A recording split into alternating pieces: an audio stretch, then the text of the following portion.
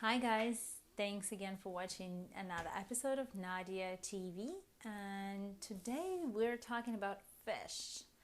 And a lot of people ask me what fish is safe to eat, and I posted a series of blog posts about fish quite a while ago. I'm gonna link them down below if you want to read.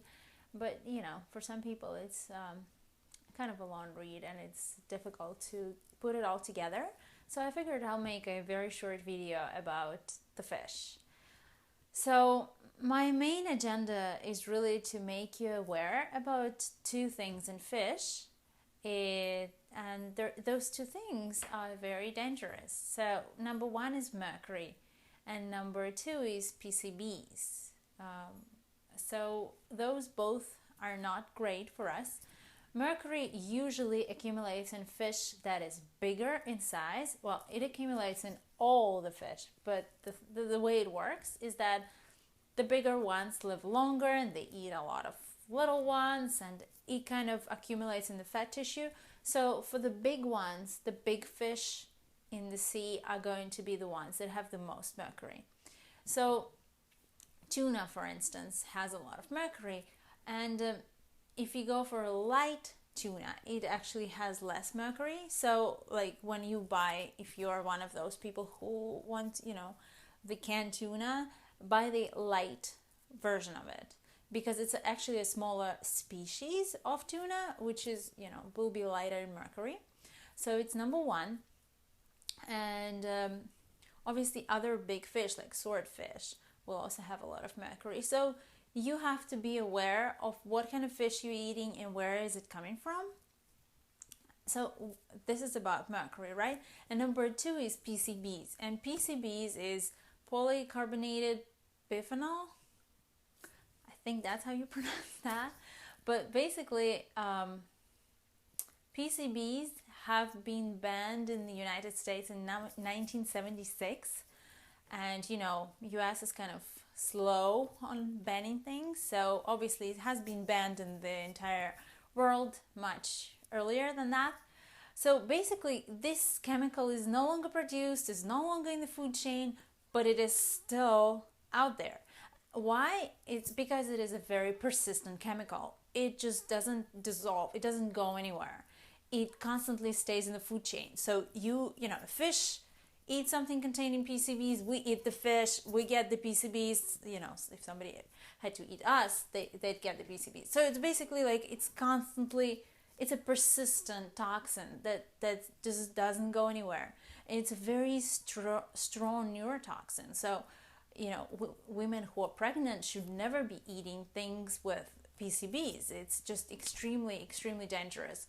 And I would just even, tell women of childbearing age to stay away from those. And where the PCBs are the most in is farm-raised salmon. So that salmon that you buy in the store, most of the time is farm-raised. Actually, if you think about in general, we eat about 50% of the fish that's farm-raised right now. So in some ways, some of the fish is okay farm raised, it's a little more sustainable, but it's not salmon. Salmon in a farm raised version of it is actually really, really dangerous because it has a lot of PCBs. And even though it's not in the ocean and it's kind of farmed and fed all sorts of weird things, which, is another discussion. They eat a lot of GMO foods a lot of the times, unless it's organic farm raised. But either way, they end up having a lot of PCBs because they eat fish pellets that are very, very heavy in fish fat. So they just grind up the fish that's, the fisheries fish, and they have a lot of fish that they don't need. So, and that's just ground up, and the fat is being fed to the farm-raised salmon, so that that's why it's so fatty and everything like that. So it gets all those PCBs from that fat, so in a very concentrated form. So it ends up having 16 times more PCBs than the wild caught salmon. So you can understand how dangerous it is. And a word of caution right there is actually when you're buying salmon or when you go to the restaurant, on the menu it says Atlantic salmon, does not mean it is wild salmon from Atlantic Ocean. Atlantic salmon is usually farm-raised salmon. Atlantic, if it just says Atlantic salmon, it is actually farm-raised salmon. The only way for you to get not farm-raised salmon, it has to say wild caught. So, or you have to ask the restaurant, because sometimes it's like New Zealand salmon, you have to ask, is it wild caught? Because it is really important for you to actually eat wild caught salmon. And in terms of best ratings of sustainability and the highest omega-3s and just being the best fish, all in all in general, the best one would be wild Alaskan salmon. This would be the best fish to eat if you were to choose, which would be, you know, good with mercury levels, good with PCB levels, and also sustainable. So if you're trying to eat fish but you're having a hard time picking the fish, it's usually salmon, wild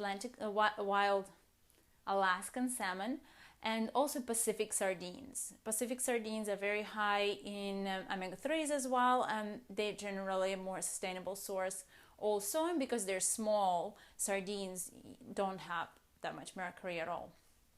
So I hope that was helpful for you when you are in the fish market or in the restaurant picking out your fish. And if you have any questions regarding this, let me know, and I'll link the articles about fish down below. Thanks so much for watching, and I'll see you next time. Bye.